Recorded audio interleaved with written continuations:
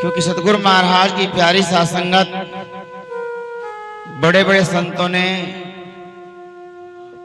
उनको ताल कोटाला स्टेडियम के अंदर संत शिरोमणि की उपाधि से निवाजा गया था। और फरमा भी है महापुरुषों ने, सब संतों के साईं रविदासा हमारी भी ओर निभा दियो जी, गुरु शरण में आया नाम लखा दियो जी। आदरणीय सतगुरु महाराज की प्यारी सत्संगत बड़े बड़े संतों ने उनको पुकारा है, उनके चरणों में अर्जी लगाई है कि महाराज हमारे भी बंध छुड़ा दियो, हमारी भी ओर निभा दियो। तो आज ऐसे सतगुरु महाराज का प्रकट उत्सव पूरी टीम की ओर से, पूरे गांव की ओर से मनाया जा रहा है। मैं बार बार हृदय की गहराइयों से इस गांव की सत्संग समिति का बार बार धन्यवाद अदा करना चाहता हूं। गुरु महाराज इनके घर परिवार में सुख शांति रखे, अन्न के भंडार भरे। गुरु महाराज इनके बच्चों का रोजगार लगाए ताकि आगे चल के समाज का नाम रोशन करे। आदरणीय सतगुरु महाराज की प्यारी सत्संगत काफी समय से गुरु महाराज की चर्चा चल रही है, सतगुरु महाराज का गुणगान चल रहा है। बारी बारी से वक्ता आ रहे हैं, गुरु महाराज के ज्ञान के द्वारा आप लोगों को निहाल कर रहे हैं। लेकिन सतगुरु महाराज की प्यारी सत्संगत, सत्संग का मतलब होता है अपने आप को समझना, अपने आप को जानना। क्योंकि हम यहाँ पर आए हैं कुछ लेने के लिए आए हैं, ना कि हम कुछ खर्च करके जाए। हमें कुछ ना कुछ महापुरुषों से सीखना है, उनसे लेना है। सतगुरु महाराज की प्यारी सत्संगत, सत्संग किस चीज पर बल देता है? अपने आप को जानिए और उस मालिक का नाम लीजिए। तू संसार में क्यों आया था और संसार छोड़ने के बाद में तुझे कहाँ जाना है।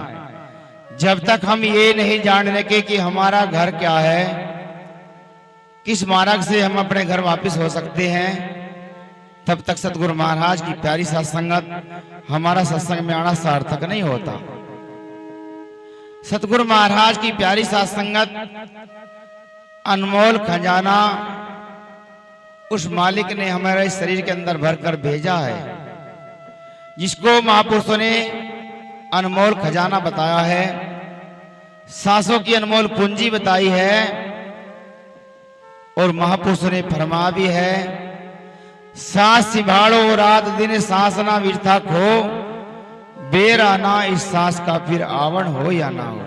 सतगुरु महाराज की प्यारी सत्संगत, हमारे शरीर के अंदर से एक एक सांस अनमोल जा रहा है, एक एक सांस कीमती जा रहा है। जहां पर महापुरुष ने फरमा भी है, कहता हूं कह जात हूं कहो बजावत ढोल, तेरा एक एक सांस विरता जात है तीन लोक का मोल। सतगुरु महाराज की प्यारी सत्संगत, एक सांस की कीमत महापुरुषों ने तीन लोक के मोल की बराबर बताई है। क्योंकि सतगुरु महाराज की प्यारी सत्संगत, इस अनमोल खजाने का हमें पता कब लगता है? जब हमारे पास बुढ़ापा आ जाता है, तब हमको एहसास होता है कि इस चीज का क्यों शरीर काम नहीं करता। शरीर जवाब दे जाता है, अपने से कुछ काम नहीं होता। बस उस समय याद आती है जवानी। क्यों? सतगुरु महाराज की प्यारी सत्संगत, तीन चीज है, भक्ति और पहलवानी और युद्ध, ये जवानी में ही होते हैं। अगर आपके पास ताकत है, शरीर के अंदर ताकत है, तो आप 2 घंटे में वजन कर सकते हो, 4 घंटे में वजन कर सकते हो, 8-10 घंटे भी वजन कर सकते हो। क्योंकि ताकत तो ताकत ही होती है। और बुढ़ापे में आपका शरीर जवाब दे जाएगा। आपको 1 घंटा तो बहुत दूर की बात है, आपको 10 मिनट भी बैठना मुश्किल हो जाएगा। तो सतगुरु महाराज की प्यारी सत्संगत, उस मालिक ने हमारे शरीर के अंदर अनमोल पूंजी सांसों की भेज रखी है। हम इनको बेकार में ही अपने विषय विकारों में लुटा कर जा रहे हैं। ये हमारा इससे बड़ा कोई खजाना भी नहीं होता महापुरुषों ने। सतगुरु महाराज की प्यारी साथ संगत महापुरुषों ने दर्शा दिया है। हाथन से करो काम और जीभ्या से रटो सतनाम। उस हाथ से मालिक का, हाथ से अपने काम करिए, अपना कार्य करिए और जीभ्या से उस मालिक का नाम लिए, मनन करिए, सुमरण करिए, तभी तेरा ये मानव चोला सफल हो सकता है। सतगुरु महाराज की प्यारी साथ संगत बिना गुरु के हम उस चीज की परख नहीं कर सकते जो महापुरुष हमें बताते हैं। सतगुरु महाराज की प्यारी साथ संगत महापुरुषों ने दर्शाया है। गुरु मल्ला जगतारा नहारा, गुरु बिना वह जग सारा। गुरु एक मल्ला होते हैं, गुरु एक खेवटिया होते हैं। जिस प्रकार से मल्ला खेवटिया इस तरफ से उस तरफ यात्रा को लखाता है, इसी प्रकार से पूर्ण गुरु इस जीव को भवसागर से पार कर सकते हैं, अन्यथा सब नहीं कर सकते। सतगुरु महाराज की प्यारी साथ संगत और तीन ही बातों पर ज्यादा महापुरुष बल देते हैं। सभी धर्म ग्रंथ दुनिया की बात बतावे तीन, धर्म ग्रंथ दुनिया की बात बतावे तीन, ध्यान धनी तन सेवा मन सुमरण में लीन। अर्थात ध्यान हमारा उस धनी में होना चाहिए, मन से हमें सुमरण करना चाहिए, मन से उस मालिक का भजन करना चाहिए, तन से हाथ सेवा करनी चाहिए अपने माता पिता की, अपने गुरुजनों की, अपने समाज की। तो सतगुरु महाराज की प्यारी साथ संगत ये तभी होगी जब हमारे पास ताकत होगी, जवानी होगी। बुढ़ापे में कुछ नहीं होता। तो इसीलिए सतगुरु महाराज की प्यारी साथ संगत हमें 2 घड़ी बैठ के उस मालिक का सुमरण भी करना चाहिए, 2 घड़ी बैठ के उस मालिक के नाम की कमाई भी करनी चाहिए। क्यों? जो आप कमाते हो वो यहीं छूट जाता है, वो आपके साथ में कुछ नहीं जाता।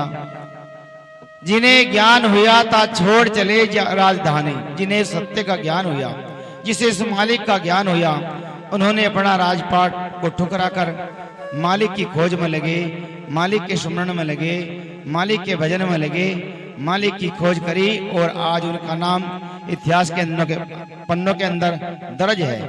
तो सतगुरु महाराज की प्यारी साथ संगत ये हमें मानव चोला बार बार नहीं मिलता। उत्तम कर्म करने के बाद में इस आत्मा को मानव का चोला मिलता है। और ये मानव का चोला ही महापुरुषों ने सुरक्षा का दरवाजा बताया है।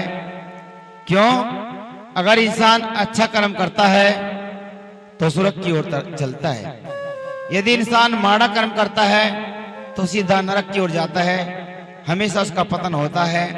तो सतगुरु महाराज की प्यारी साथ संगत अगर आपने मालिक की प्राप्ति करनी है तो संतों से उस नाम की दीक्षा लेकर उस नाम की कमाई करिए।